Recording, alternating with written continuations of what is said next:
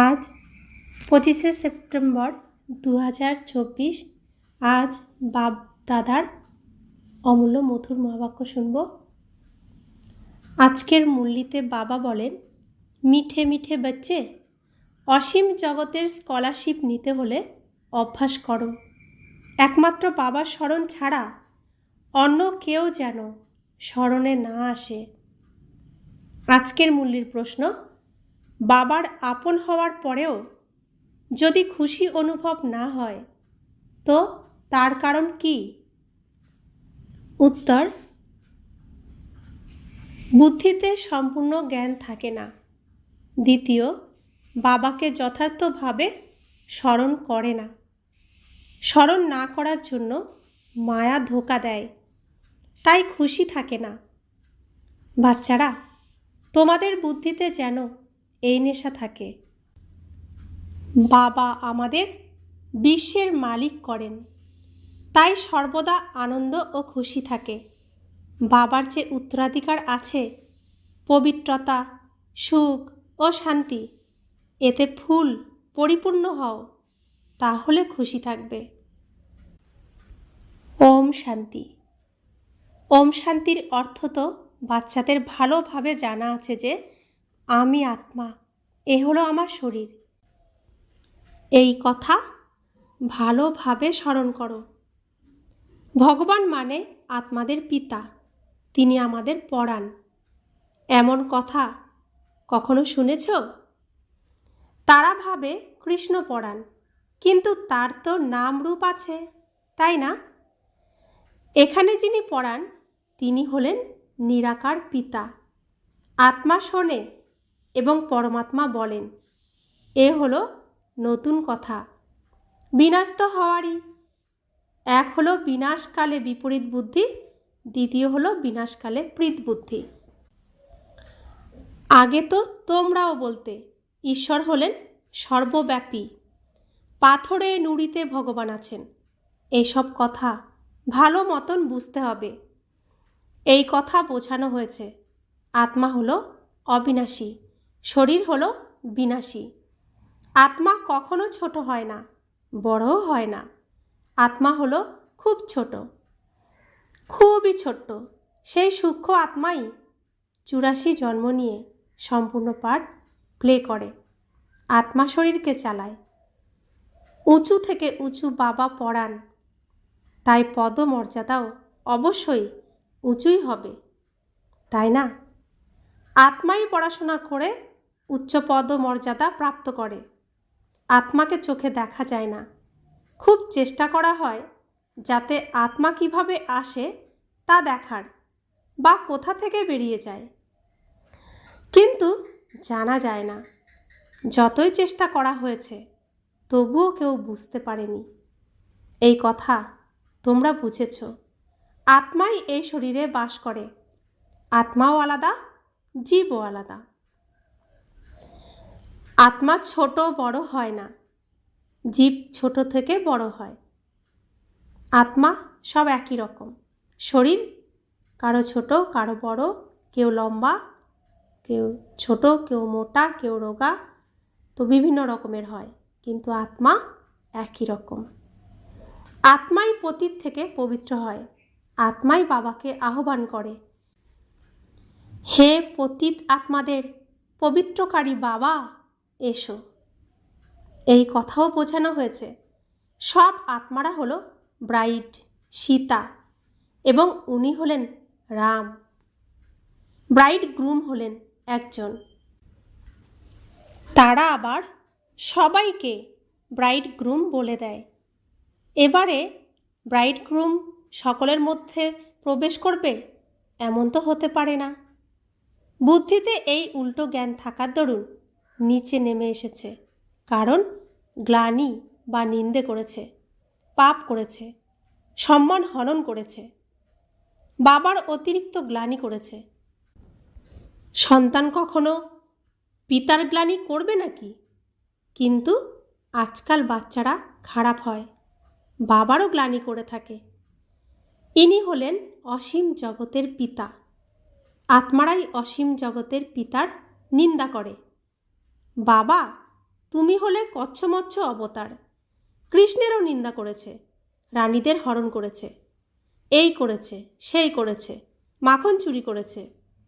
এবারে মাখন ইত্যাদি চুরি করার কি দরকার আছে? কতখানি তমপ্রধান বুদ্ধি হয়েছে। শ্রীকৃষ্ণ সত্যযুগের প্রিন্স হয়ে জন্মগ্রহণ করবেন। তিনি এই সমগ্র বিশ্বের মালিক, সমগ্র পৃথিবীর তিনি মালিক। তো তিনি বাসুদেব, তার কি দরকার পড়েছে মাখন চুরি করে খাওয়ার? বাবা বলেন, আমি তোমাদের পবিত্র হওয়ার সহজ যুক্তি বলি। বাবা হলেন পতিত পাবন, সর্বশক্তিমান অথরিটি। যেমন সাধু সন্ন্যাসী ইত্যাদি যারা আছেন তাদের শাস্ত্রের অথরিটি বলা হয়, শঙ্করাচার্যকেও বেদ শাস্ত্র ইত্যাদির অথরিটি বলা হবে। তার কত না আড়ম্বর রয়েছে। শিবাচার্যের তো কোনো রকম আড়ম্বর নেই, তার সঙ্গে কোনো পল্টন লোক লস্কর নেই। ইনি বসে সকল বেদ শাস্ত্রের সার তত্ত্ব বলে দেন। যদি শিব বাবা আড়ম্বর করবেন তাহলে তো সর্বপ্রথমে এনার ব্রহ্মা বাবার আড়ম্বর করা উচিত। কিন্তু না, বাবা বলেন, আমি বাচ্চাদের অর্থাৎ তোমাদের সার্ভেন্ট। বাবা ব্রহ্মা বাবার মধ্যে প্রবেশ করে বোঝান যে, বাচ্চারা তোমরা পতিত হয়েছ, তোমরা পবিত্র হয়ে 84 জন্মের পরে পতিত হয়েছ। এদেরই হিস্ট্রি জিওগ্রাফি আবার রিপিট হবে। এনারাই 84 জন্ম ভোগ করছে, তারপরে এদেরই শতপ্রধান হওয়ার যুক্তি বলি। 84 জন্ম ভোগ অর্থাৎ 84টি চরিত্রে অভিনয় করেছে। বাবাই হলেন সর্বশক্তিমান। ব্রহ্মা দ্বারা বেদ শাস্ত্রের সার তত্ত্ব বোঝান। চিত্রে ব্রহ্মাকে শাস্ত্রসহ দেখানো হয়েছে। আমরা আগে ভক্তিমার্গেও দেখেছি, বিষ্ণুর নাভি থেকে ব্রহ্মা বেরিয়েছে। ব্রহ্মা শাস্ত্র হাতে পদ্মফুলের উপর বসে আছে, তার আবার 4টি মাথা। তো সেটা তো ভক্তিমার্গের চিত্র ছিল, আমরা কিছু বুঝতে পারিনি। বাবা এখন বুঝিয়েছেন। যিনি বিষবিহীন পুরুষ ছিলেন, নারী ছিলেন, তাদের সংসার ছিল বিষ্ণুর সংসার, বিষবিহীন নারী পুরুষ। তো তিনি আবার অন্তিমে বিকারগ্রস্ত হয়ে গেছেন। হওয়ার পরে ভগবানের কাছে পড়াশোনা করেছেন। ভগবান তার দ্বারা সমস্ত বেদ শাস্ত্রের সার কথা শুনিয়েছেন। চতুর্দিকে ভগবানের এই গীতা জ্ঞান ছড়িয়ে গেছে, তাই দেখানো হয়েছে ব্রহ্মার 4টি মাথা।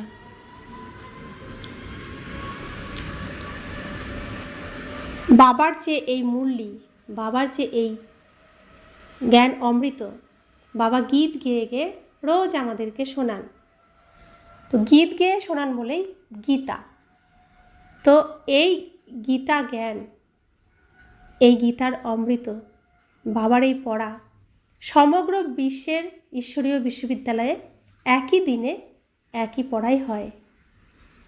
তাই বলা হচ্ছে চতুর্দিকে একই সাথে এই শাস্ত্রের সার কথাগুলো উচ্চারিত হচ্ছে একই সাথে। তাই ব্রহ্মার মুখ মাথাকে 4 মাথা দেখানো হয়েছে, চতুর্দিকে যেহেতু তার দ্বারা ছড়িয়ে গেছে। কিন্তু বাস্তবে শাস্ত্র ইত্যাদির ব্যাপার নেই। না বাবার কাছে শাস্ত্র আছে, না ব্রহ্মার কাছে আছে, না তোমাদের কাছে শাস্ত্র আছে। এইসব তো তোমাদের নিত্য নতুন কথা শোনান তিনি। এই কথা জানো যে সবই হলো ভক্তিমার্গের শাস্ত্র। শাস্ত্র কীরকম? যখন ছোট শিশু মায়ের কোলে থাকে, সেই সময় যখন অল্প অল্প কথা ফোটে, তো কি গান করে বাচ্চাকে শোনায়? চাঁদ মামার কাছ থেকে টিপ নিয়ে আসে, আয় আয় চাঁদ মামা টিপ দিয়ে যা। তারপরে চাঁদের বুড়ি নেমে আসে। তো সেগুলো তো গল্প কথাতেই সম্ভব। তো ঠিক সেরকমই শাস্ত্র আমাদের, ওম শান্তি, আমাদের এভাবেই শোনানো হয়েছে, কিন্তু যখন আমরা সত্যি সত্যি জ্ঞান অর্জন করি তখন জানি চাঁদ কখনোই টিপ পড়াতে আসতে পারে না, বা চাঁদের থেকে কোনো বুড়িও আসতে পারে না। কিন্তু যখন আমাদের গল্প শোনানো হয়, ছড়া শোনানো হয়, তখন সবই সম্ভব। তো শাস্ত্র ঠিক সেরকমই আমাদের শোনানো হয়েছে যাতে আমাদের মধ্যে উৎসাহ আসে। বাবা বলছেন, আমি কোনো শাস্ত্র থোড়াই শোনাই, আমি তো তোমাদের মুখ দিয়ে শোনাই, তোমাদের রাজযোগ শেখাই, যার নাম ভক্তিমার্গে গীতা রাখা হয়েছে। আমার কাছে বা তোমাদের কাছে কোনো গীতা ইত্যাদি আছে কি? এ হলো পড়াশোনা। পড়াশোনায় অধ্যায়, শ্লোক ইত্যাদি হয় নাকি?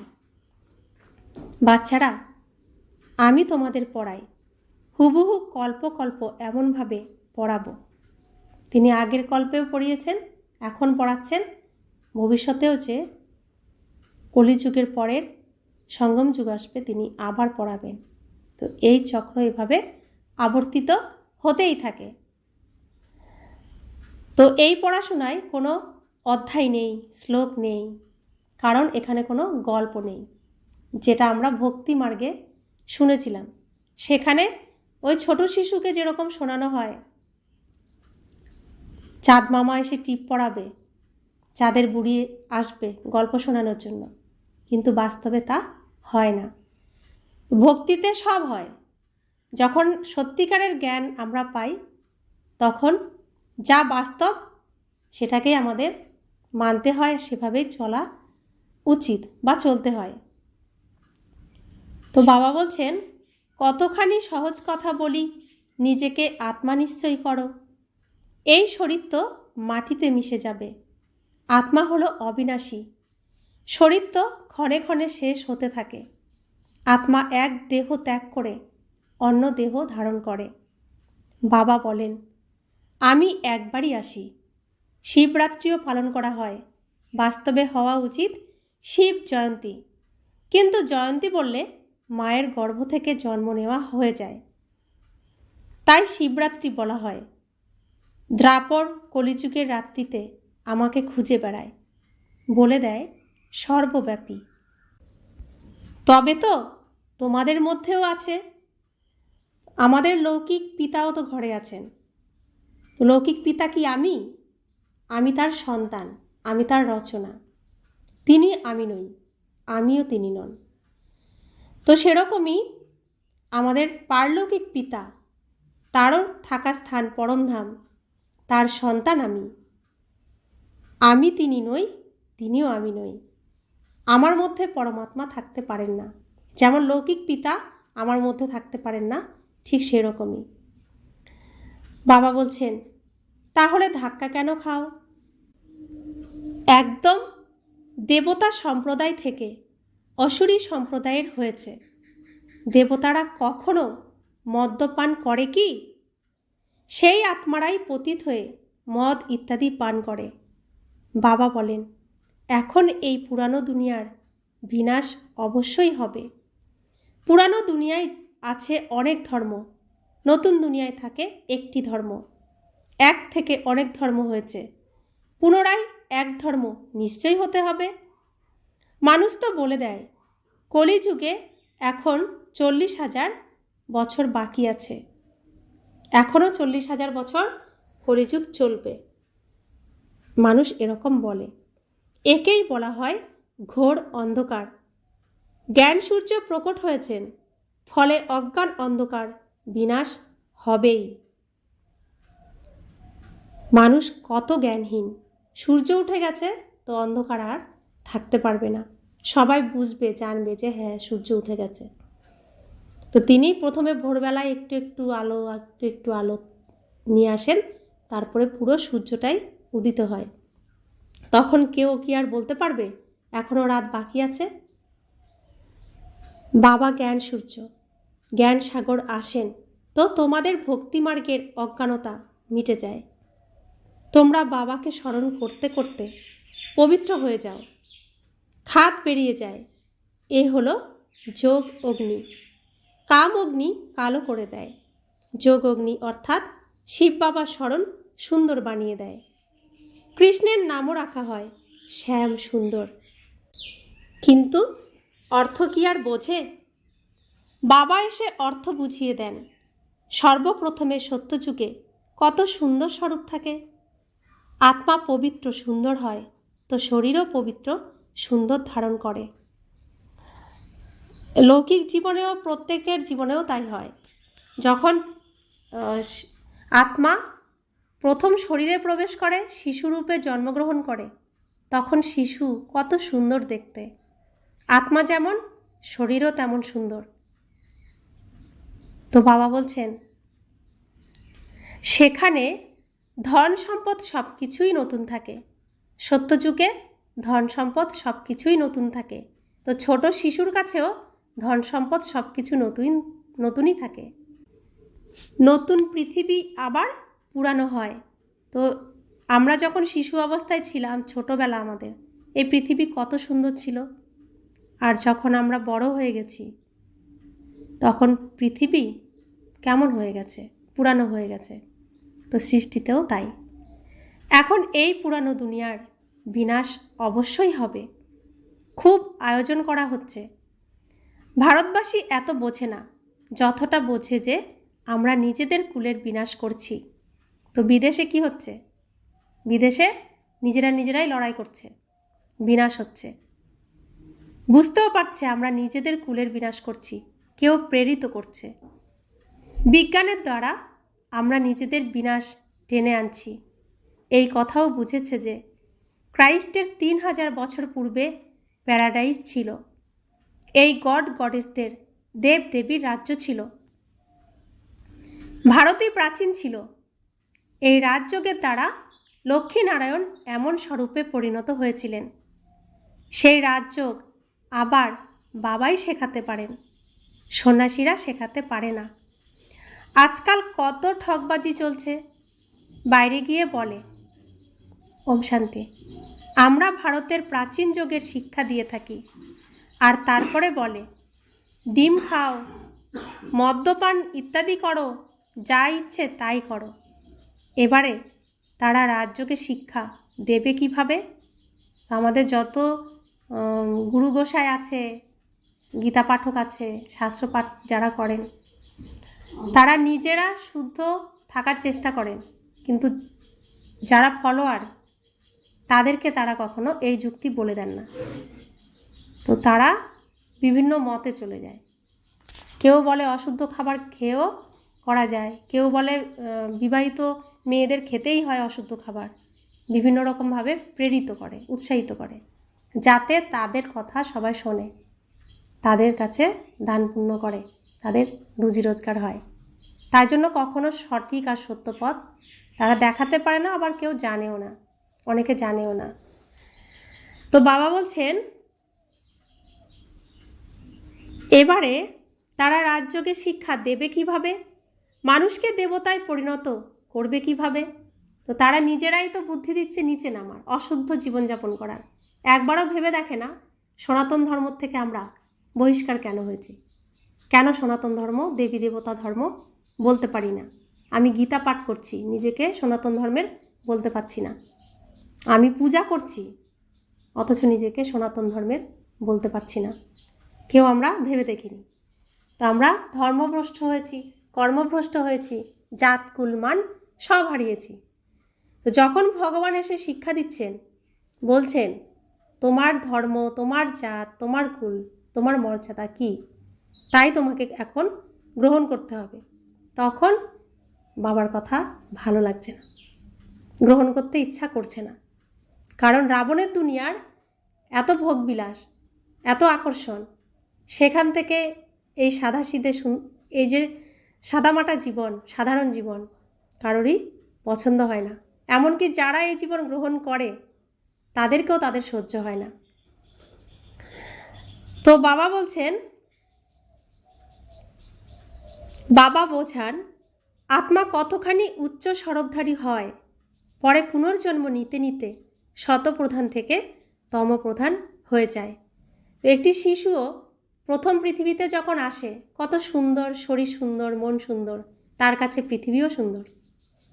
ধীরে ধীরে বড় হতে হতে জীবনের শেষ পর্যায়ে আসলে তার কাছে কি পৃথিবী ততটা সুন্দর থাকে যতটা প্রথমে সে পেয়েছিল? কারণ প্রথমে আমরা যখন আসি, পিতামাতা থাকে আমাদের ভগবান, তাদের মতে আমরা চলি, ভক্তি মার্গে থাকি, তখন তাদের প্রতি সম্পূর্ণ ভক্তি থাকে। তখন দুনিয়ার কোনো কিছু আমরা জানি না, তাই পৃথিবীটা খুবই সুন্দর থাকে। আর আমাদের পিতামাতা ছত্র ছায়া হয়ে আমাদের মাথার উপর থাকে। যখন এই রাবণের দুনিয়াতে মিশতে শুরু করি, সমাজে মিশতে শুরু করি, যখন সমস্ত নোংরাগুলোকে চিনে যাই, জেনে যাই, তখন মা বাবার সেই শুদ্ধ পবিত্র সব শিক্ষা, সেগুলোকে আমরা কি করি? চাপা দিয়ে দিই। সমস্ত অশুদ্ধতা জীবনে নিয়ে আসি, তার সাথে সাথে আমার প্রত্যেকের জীবনে দুর্গতিও নিয়ে আসি। তো জীবনের শেষ পর্যায়ে এসে বুঝতে পারে প্রত্যেকেই যে আমি কি করেছি, কেন আমি পৃথিবীতে আসলাম, আর কি করলাম। সময় শেষ করার পরে তখন এগুলো মনে আসে। তো বাবা বলছেন এই সৃষ্টিতেও তাই। সত্যযুগ শিশু অবস্থা, সবাই কত সুন্দর। কলিযুগ বৃদ্ধ অবস্থা, তখন সকলের কি পরিস্থিতি। পুনর্জন্ম নিতে নিতে শতপ্রধান থেকে তমপ্রধান হয়ে যায়। একটা জীবনেও আমরা বহুবার পুনর্জন্ম নিই। প্রথম শিশু হয়ে আসি, কারো সন্তান হয়ে আসি, তারপর কারো ভাই হই বা বোন হই, অনেকগুলো সম্পর্ক হয়। বৃদ্ধ অবস্থায় আমরা লাস্টে বড় মা, বড় বাবা, এরকম সম্পর্ক আমাদের হয়। যেমন শ্রীকৃষ্ণ ছোটোবেলা শ্রীকৃষ্ণ, আর বৃদ্ধ অবস্থায় ব্রহ্মা, শেষে ব্রহ্মা অর্থাৎ বড় মা হয়ে গেছে। তো আমাদের প্রত্যেকের জীবনেও এই চরিত্রগুলো আমরা পার করে আসি। একটা জীবনে কতগুলো চরিত্র আমাদের থাকে, থাকে না? প্রথমে সন্তান হয়ে আসি, ঈশ্বরের সন্তান, তারপরে পিতামাতার সন্তান হই, লৌকিক পিতামাতার, তারপরে দিদি, বোন, পিসি, মাসি, তারপরে মা, কাকিমা, কতগুলো সম্পর্ক হয়, কত রকমের। যতগুলো সম্পর্ক ততগুলোই চরিত্র, একটার সাথে একটা মেলে না। সেরকম শ্রীকৃষ্ণরও এক একবার এক একটাই রূপ থাকবে, এক একটা জন্মে এক একটাই শরীর থাকবে। কৃষ্ণ একবারই হবে, রাম একবারই হবে। তো প্রত্যেকটা জন্মে আলাদা আলাদা চরিত্র। আমাদেরও এক জন্মে এতগুলো চরিত্র আমাদের নিতে হয়, জন্মগ্রহণ করতে হয়, তাই না? প্রত্যেকটা চরিত্রই নতুন করে সৃষ্টি হয় একজন মানুষের জীবনেও। তো বাবা বলছেন এখন তোমরা আবার স্বর্গে স্থাপনা করছো, সেখানে দ্বিতীয় কোনো ধর্ম থাকেই না। এখন বাবা বলেন নরকের বিনাশ তো অবশ্যই হবে।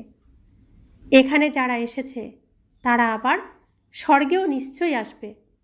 শিব বাবার কথা একটু শুনে নিলেও স্বর্গে অবশ্যই আসবে। তারপরে যত পড়া করবে, বাবাকে যত স্মরণ করবে, ততই উঁচু পদ প্রাপ্ত করবে। এখন বিনাশকাল তো হলো সবার জন্যই। এই বিনাশ প্রত্যেকের জন্যই, যে মানছে তার জন্য, যে মানছে না তার জন্য। তো রাত থেকে যখন ভোর হয় তখন সকলের জন্যই হয়, যে ঘুমিয়ে থাকে তার জন্যও হয়, যে জেগে যায় তার জন্যও হয়। তো যারা ভোরবেলা উঠে যায় তারা বুঝতে পারে যে রাত থেকে সকাল হচ্ছে, সূর্য উঠছে। আর যারা ঘুমিয়ে থাকে তারা ঘুম থেকে উঠেই বলে এ বাবা এত বেলা হয়ে গেছে।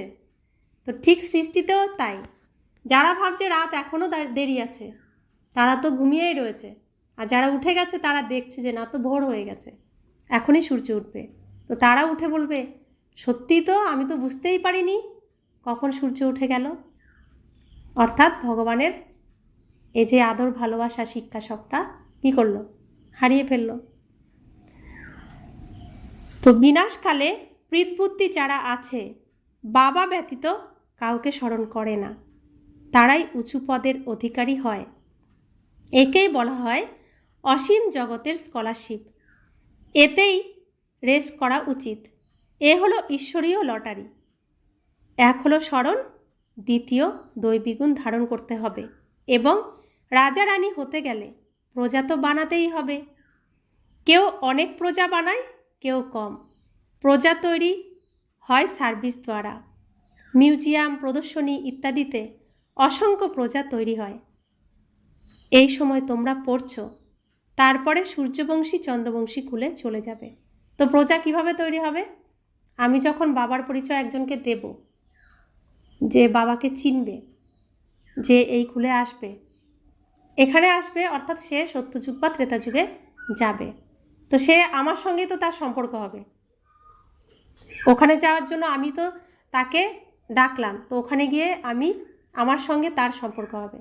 তা আমি রাজা হলে সে প্রজা হবে, বা আমার মন্ত্রী হবে, বা সেনাপতি হবে, কোনো না কোনো কিছু হবে। তো প্রজা বানাতে হবে। তাহলে প্রথমে ব্রহ্মা বাবা এই জ্ঞান পেয়েছেন, তিনি তারপরে সবাইকে দিয়েছেন, তো সকলেই তার কি হয়ে গেল? প্রজা হয়ে গেল। আর তিনি প্রজাদের কি হয়ে গেলেন? পিতা হয়ে গেলেন, তাই তিনি প্রজাপিতা। তা আমাদেরও এরকমই প্রজা বানাতে হবে। শ্রীকৃষ্ণ একা একা তো কিছুই করতে পারবে না। একা একা কি রাজত্ব করা যায়? একা একা কিছুই করা যায় না। তো তাকেও তার রাজ্য স্থাপন করতে হচ্ছে।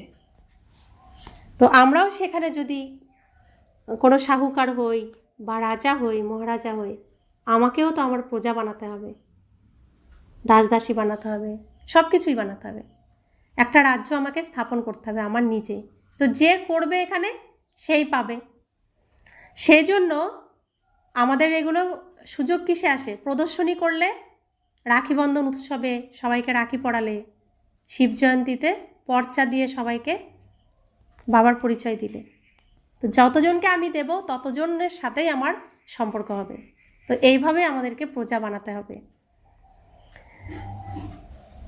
এই সময় তোমরা পড়ছো, তারপরে সূর্যবংশী চন্দ্রবংশী কুলে চলে যাবে। তো যেই এখানে এসে পড়বে সেই সূর্যবংশী অথবা চন্দ্রবংশী কুলে যাবে। এ হলো তোমরা ব্রাহ্মণদের কুল। বাবা ব্রাহ্মণ কুল অ্যাডপ্ট করে তাদের পড়ান। বাবা বলেন, আমি একটি কুল এবং 2টি বংশ নির্মাণ করি। সূর্যবংশী মহারাজা মহারানী, চন্দ্রবংশী রাজা রানী। তাহলে সূর্যবংশী অর্থাৎ সত্যযুগে মহারাজা মহারানী, ত্রেতাযুগে রাজা রানী। দুটো কলা কমে যায়, এদেরকে বলা হয় ডবল মুকুটধারী। পরে যখন বিকারগ্রস্ত রাজারা থাকে, তাদের লাইটের মুকুট থাকে না, সেই ডবল মুকুটধারীদের মন্দির বানিয়ে তাদের পূজা করে, পবিত্রের সামনে গিয়ে মাথা নত করে। সত্যযুগে এইসব কথা থাকে না, ওটা হলো পবিত্র দুনিয়া, সেখানে পতিত কেউ হয় না, তাকে বলা হয় সুখধাম, ভাইসলেস ওয়ার্ল্ড। এই দুনিয়াকে বলা হয় ভিসেস ওয়ার্ল্ড, অপবিত্র দুনিয়া। সত্যযুগ সম্পূর্ণ পবিত্র, কলিযুগ সম্পূর্ণ অপবিত্র। দিন আর রাত দুটোই আলাদা, একজনও পবিত্র নয় কলিযুগে। সন্ন্যাসীরা ঘর সংসার ত্যাগ করে চলে যায়। রাজা গোপীচন্দ্রের দৃষ্টান্ত দেওয়া হয় কি না? তোমরা জানো, কোনো মানুষ একে অপরকে গতি সদ্গতি দিতে পারে না। এই যে সন্ন্যাসীরা পবিত্র থাকার জন্য জঙ্গলে চলে যায়। কেন চলে যায়? বাড়িতে থাকলে নারীদের মুখ দেখলে তারা বিকারগ্রস্ত হয়ে যাবে, তাই জন্য তারা জঙ্গলে চলে যায়, নারীদের মুখও দেখতে পারে না, এমনকি নারীদের উপর খুব অসন্তুষ্ট থাকে। তাহলে সে কি সত্যি সত্যি পবিত্র হয়েছে? মন তো পবিত্র নয় না, তো মনের মধ্যে বিকার আছে, তো তাই নারীদের দেখলে বিকারগ্রস্ত হবে, তাহলে সে তো পবিত্র হলো না। পবিত্র শুদ্ধ মন থাকবে। নারীকে দেখলে কি মনে করতে হবে? মা বা বোন, তাই না? তা আমরা এক ঈশ্বরের সন্তান, আত্মা আত্মা, ভাই ভাই হই, সেই জ্ঞান নেই, কিন্তু শরীরে তো বোন তো ভাবতে পারি, তাই না? স্ত্রী তো একজন হবে, মাতাও একজন হবে, তো সবাই তো আর স্ত্রী হবে না, মাতাও হবে না, তাই না? কিন্তু মায়ের স্থান আমরা প্রত্যেক নারীকে দিতে পারি। তো শুদ্ধ পবিত্র মন হলে জঙ্গলে যাওয়ার কোনো প্রয়োজন নেই। আর সেই শিক্ষা আমাদের বাবা দিচ্ছেন, গৃহস্থ সংসারের থেকেই তোমাকে শুদ্ধ পবিত্র হয়ে দেখাতে হবে, তুমিই পারবে, তোমাকে জঙ্গলে যেতে হবে না। মন যদি শুদ্ধ হয়, দুনিয়ার সব জায়গায় শুদ্ধ। সকলের সদ্গতি দাতা হলাম একমাত্র আমি, বাবা বলছেন।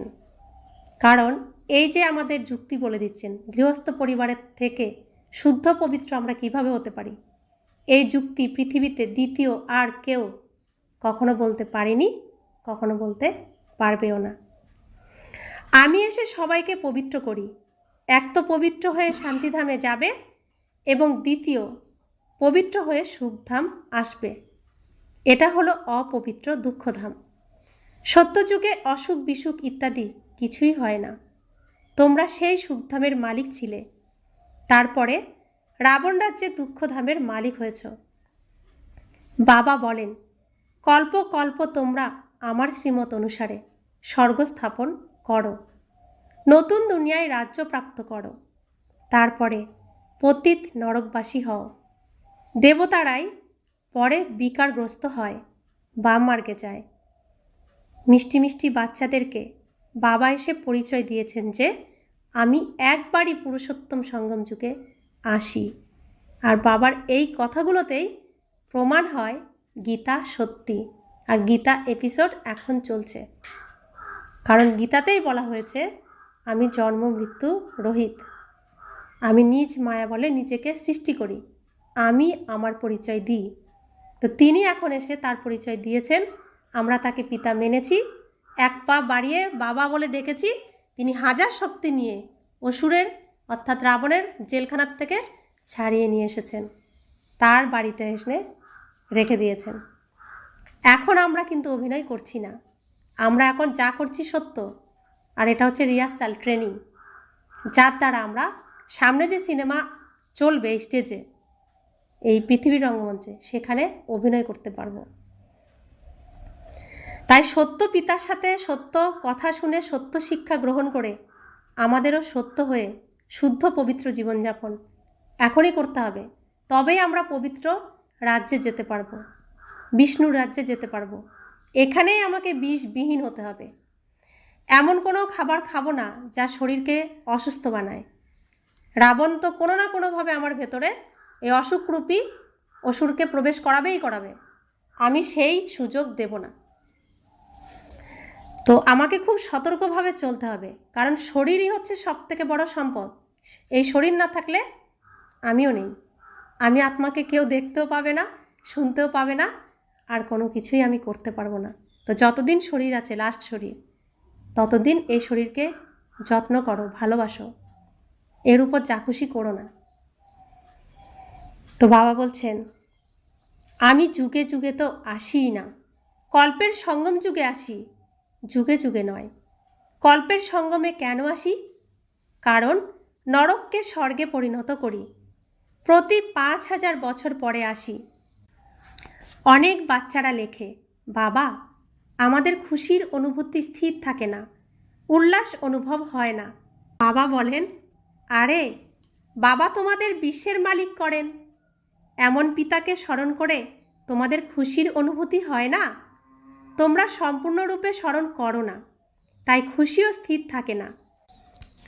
স্বামীকে স্মরণ করে খুশি অনুভব হয়, যে পতিতে পরিণত করে, এবং বাবা যিনি ডবল মুকুটধারী বানান, তাকে স্মরণ করে খুশি অনুভব হয় না।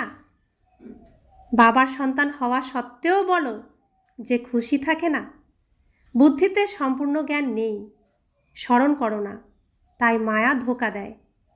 বাচ্চাদের কত ভালোভাবে বোঝানো হয়, কল্প কল্প বোঝানো হয়।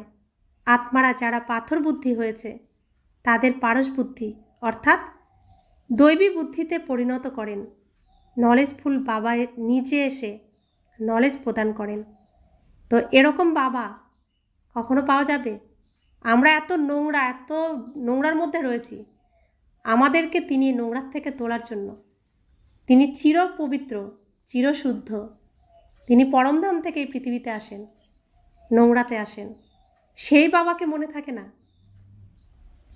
তিনি হলেন সর্ববিষয়ে সম্পূর্ণ, পবিত্রতায় ফুল বা সম্পূর্ণ, প্রেম ভালোবাসায় ফুল। তিনি হলেন জ্ঞানের সাগর, সুখের সাগর, প্রেমের সাগর। এমন পিতার কাছে তোমরা অবিনাশী উত্তরাধিকার প্রাপ্ত করো। তো তিনি হলেন সাগর, আর আমরা কিছুই না। আমাদেরকে তিনি এনে নদী বানান। কত, আর বাবার কি কথা আর বলবো, মহিমা কি দিয়ে করব। এমন পিতার কাছে তোমরা অবিনাশী উত্তরাধিকার প্রাপ্ত করো, এমন হতেই তোমরা আসো। কেমন হতে আসি? এখানে আমরা কেমন হতে এসেছি? ওই যে লক্ষ্মীনারায়ণ হতে এসেছি। লক্ষ্মীনারায়ণ অর্থাৎ বিষবিহীন নারী পুরুষ। নর হবে নারায়ণ, নারী হবে লক্ষ্মী, অর্থাৎ বিষবিহীন বিষ্ণু। বিষ্ণু হলো লক্ষ্মীনারায়ণের যুগল মূর্তি। তো দুজনেই মিলে একটা পরিবার হয়।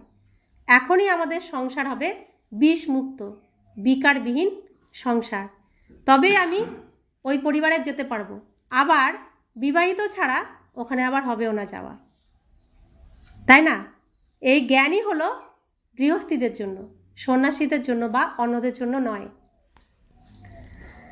তো বাবা বলছেন বাকি ওইসব সৎসঙ্গ ইত্যাদি সবই হলো ভক্তি মার্গের, তাতে মুখ্য উদ্দেশ্য কিছুই নেই। একেই তো গীতা পাঠশালা বলা হয়, বেদ পাঠশালা নয়। গীতার দ্বারা নর থেকে নারায়ণ হও। নিশ্চয়ই বাবা বানাবেন, তাই না? মানুষ মানুষকে দেবতা করতে পারে না।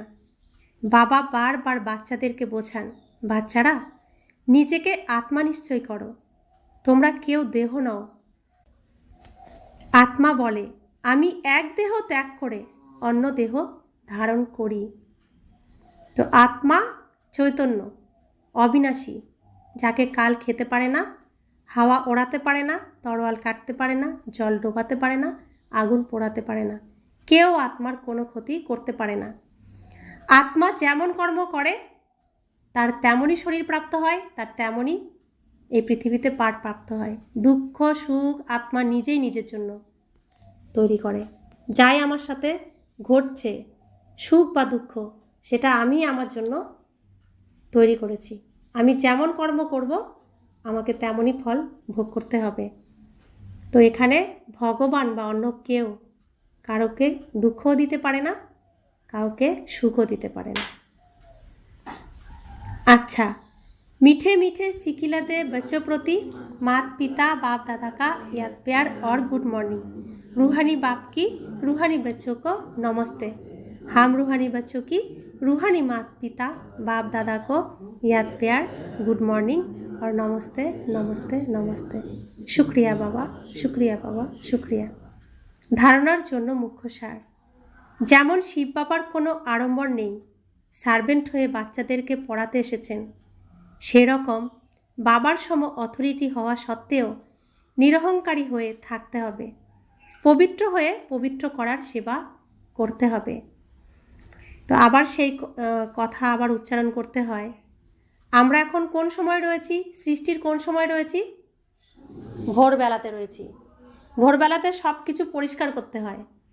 আর পরিষ্কার করার সময় কেউ নতুন জামা কাপড় পরে না, সুন্দর জামা কাপড় পরে না, গয়নাও পরে না, সাধারণ বস্ত্র ধারণ করে, তারপরে পরিষ্কার পরিচ্ছন্ন করে। তো আমরা সাধারণ বস্ত্র ধারণ করেছি, বাকি সব ভালো ভালো আমরা শিব বাবার আলমারিতে রেখে দিয়েছি। সব পরিষ্কার হয়ে যাবে, সকাল হবে, তো সুন্দর জামা কাপড় পরে আমরা আবার রেডি হব।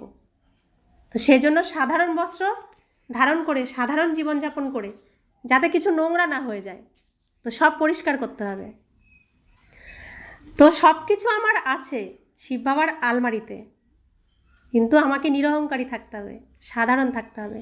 আছে তো আমার জন্য, এ তো কারোর জন্য নয়। তো এটাতে অহংকার দেখারও তো কিছু নেই। দ্বিতীয় ধারণা, বিনাশকালের সময় ঈশ্বরীয় লটারি প্রাপ্ত করার জন্য প্রীতবুদ্ধি হয়ে স্মরণে থাকার বা দৈবিক গুণ ধারণ করার রেস করতে হবে। এই যে এখন বিনাশকাল, যত দিন আগাবে বিনাশ তত বেশিভাবে প্রবলভাবে হবে। তো এখন সবার নজরে একটু একটু এসে গেছে, সামনে আরও আসবে নজরে, আর বিনাশে পড়েও যাবে। সেই সময় নজরের ব্যাপার আর থাকবে না। তো যখন সূর্য উঠবে তখন তো অন্ধকার এমনিই দূর হবে, তখন অন্ধকার সব পরিষ্কার করতে করতেই তো আলো আসবে না, তখন বিনাশ তো তোর জোরেই হবে। তো এই যে বাবা আমাদের লটারি দিয়েছে, আমরা বিনাশে পড়ব না। বাবা আমাদেরকে সুরক্ষিত জায়গায় নিয়ে এসেছেন তার ছত্রছায়ায়। গিরিধার পাহাড়ের নাম কি? গোবর্ধন পাহাড়। তো সেই পাহাড়ের নিচে আমাদেরকে নিয়ে এসেছেন। তো গিরতে গিরতে সামাল লিয়া, তো শ্রীকৃষ্ণ আর বাবা, তো শ্রীকৃষ্ণ তো ছোট বাচ্চা, তার অন্তিম জন্মের যে শরীর, বৃদ্ধ শরীর, সেই শরীর ভগবানের ছত্রছায়ায় ভগবানকে নিজের সাথী মেনে তবে সেই পাহাড় আমাদের মাথার উপর ধরেছে শ্রীকৃষ্ণ। তা আমরা কি করছি? আমাদেরও সহযোগের হাত বাড়িয়ে দিয়েছি, তাই তো? তাহলে সেই প্রীতের সঙ্গে আমাদের সম্পর্ক রাখতে হবে, যে সমস্ত দুঃখ থেকে আমাকে মুক্ত রাখছে। আর আমি যদি তাকে না চিনে অন্যদিকে যাই, তিনি লটারি দিচ্ছেন যে লটারি নাও আর তুমি সুরক্ষিত থাকো, তোমার উপর কোনো কিছুর প্রভাব আসবে না। আর আমি যদি সেই লটারি না প্রাপ্ত করি, ভগবানের সাথে বন্ধুত্ব সম্পর্ক না করি, শ্রীকৃষ্ণের সাথে বন্ধুত্ব সম্পর্ক না করি, তাহলে আমাকে দুঃখেই পড়তে হবে। দুঃখ কিভাবে আসবে? অসুখের দ্বারা আসবে। আমরা প্রত্যেকে গৃহস্থ পরিবারে থাকি, সম্বন্ধ সম্পর্কের মধ্যে আসবে। আমাদের সামনের থেকে কেউ শরীর ছেড়ে দিলে দুঃখ পাবো না আনন্দ পাবো? আনন্দ পাবো? দুঃখ পাবো না। আমরা আগে তো দুঃখ প্রকাশ করতাম। যদি ভগবানের জ্ঞান প্রাপ্ত করি, তো সে আত্মা আমার আগে গেছে মানে তাকে আমি পৌঁছে দিলাম, দুঃখ আসবে না। আমি যখন ভগবানের জ্ঞান পাচ্ছি না, আমার সন্তান, আমি তখন খুবই দুঃখ পাবো, ভেঙে চুরে যাবে আমার হৃদয়, তাই না? তো ভগবানের ছত্রছায়া অর্থাৎ জ্ঞানপ্রাপ্ত হওয়া, আর ভগবান সুরক্ষা কবচ তৈরি করে দিচ্ছেন আমাদেরকে, তো সেখানে জ্ঞান থাকবে। এ তো ভগবানেরই সন্তান, সে আমার আগে চলে গেছে সুরক্ষিত জায়গায়, পরমধাম ঘরে চলে গেছে, তাহলে দুঃখ আসবে? আসবে না। এটাই হচ্ছে ছত্রছায়া। আর ভগবানের সাথে সম্পর্ক রাখলে ওই দুঃখটা আমি আর পাবো না।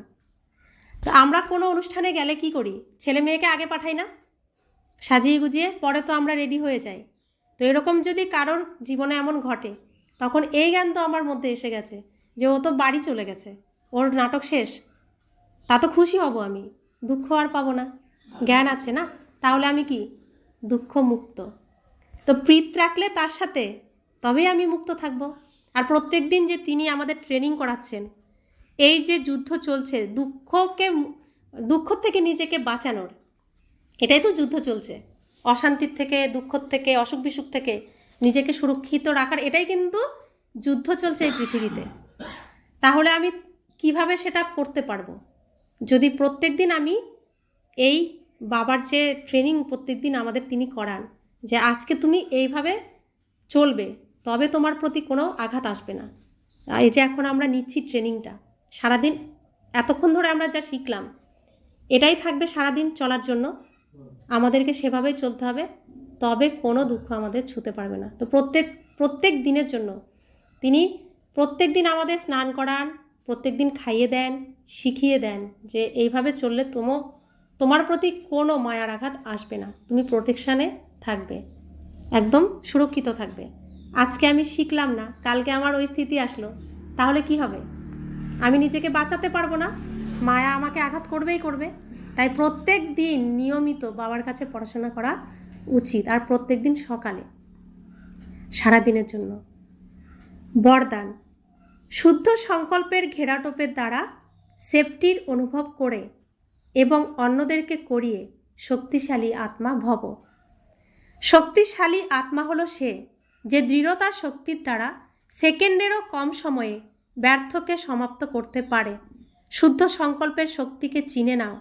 একটা শুদ্ধ বা শক্তিশালী সংকল্প অনেক চমৎকার দেখাতে পারে।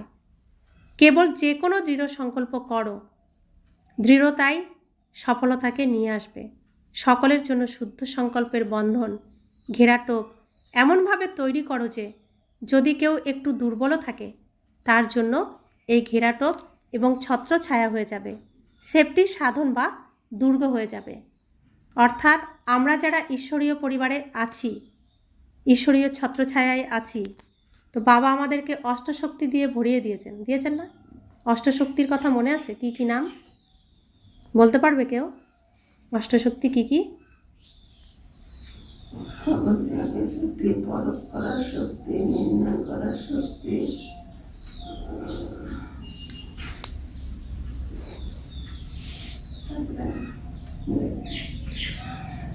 समेटने की शक्ति, गुटिয়ে নেওয়ার শক্তি, সহনকারী কি শক্তি অর্থাৎ সহ্য করার শক্তি, সমানোর শক্তি অর্থাৎ সমাহিত করার শক্তি, পরখ করার শক্তি, নির্ণয় করার শক্তি, সহযোগ দেওয়া, পালন করার শক্তি, সহযোগ দেওয়ার শক্তি, বিস্তারকে সারে আনার শক্তি। 8টা শক্তি হলো তো। তো মনে যদি না থাকে শক্তি আহ্বান কি করে করবে? যখন যে শক্তির প্রয়োজন সেই শক্তিকে নিজের মধ্যে আহ্বান করে তারপরে কি করতে হবে? সব সময় নিজেকে সুসজ্জিত রাখতে হবে। তো এটাই তো দুর্গা, সব রকম অস্ত্র দিয়ে সুসজ্জিত। 8টা শক্তি 8টা হাতের জন্য, আর আমার এই 2 হাত কিসের জন্য? শ্রেষ্ঠ কর্ম করার জন্য, তাই না? তো সবসময় শক্তিগুলোকে কি করতে হবে? জাগরিত করতে হবে। আর এমন আমি সংকল্প করব এই শক্তি কাজে লাগুক, তখনই সাথে সাথে লাগবে। তবেই তো এই শিক্ষার সফলতা আসবে, বাবা যে শিক্ষা দিচ্ছেন।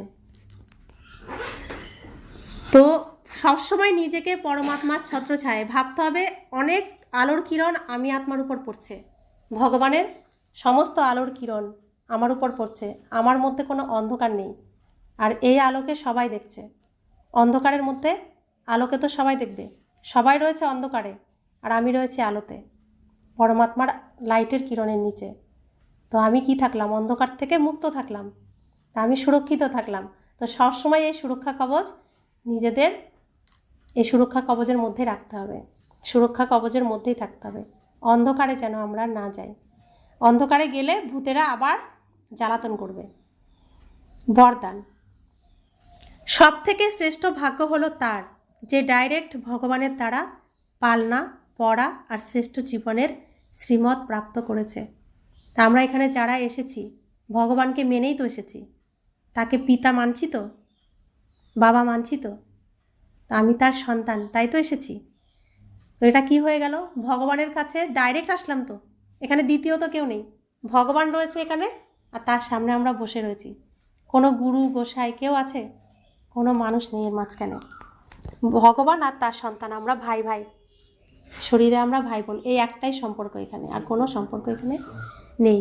তাহলে তার থেকে আমরা ডাইরেক্ট কি পাচ্ছি? পালনা পাচ্ছি। এই যে এতক্ষণ ধরে স্নান করালেন, খাওয়ালেন, শিক্ষা দিলেন, সারাদিন কিভাবে চলবো, এই মায়ার দুনিয়ার থেকে কিভাবে নিজেকে মুক্ত রাখবো শিখিয়ে দিলেন। তো কে শিখালেন? এটা ভগবান শেখালেন, ডাইরেক্ট শেখালেন। কারো মাধ্যমে? কোনো মানুষের মাধ্যমে শেখালেন না, ব্রহ্মা বাবার মাধ্যমে শেখালেন। কার দ্বারা শেখালেন? শ্রীকৃষ্ণের দ্বারা শেখালেন। তো যাকে নিয়ে আমরা এত কিছু করি, তো সেই শ্রীকৃষ্ণর দ্বারা স্বয়ং ভগবান আমাদের শেখালেন ডাইরেক্ট। তো আমাদের ভাগ্য কি ভাগ্য? কেমন ভাগ্য আমাদের? শ্রেষ্ঠ ভাগ্য। শ্রেষ্ঠ ভাগ্য না হলে এখানে আমরা পৌঁছাতে পারতাম না। এই কথা অনেকের কানে এখনো পৌঁছায়নি, তাদের কেমন দুর্ভাগ্য। আর আমরা পেয়ে এটাকে নষ্ট করছি, তাহলে আমাদের কি বলবে বাবা?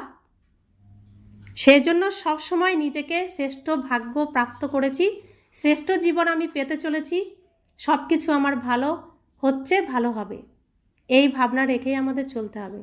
আর ভগবানের এই শ্রীমত আমাকে মেনে চলতে হবে, যদি আমি নিজের ভাগ্যকে শ্রেষ্ঠ বানাতে চাই। তো ওম শান্তি।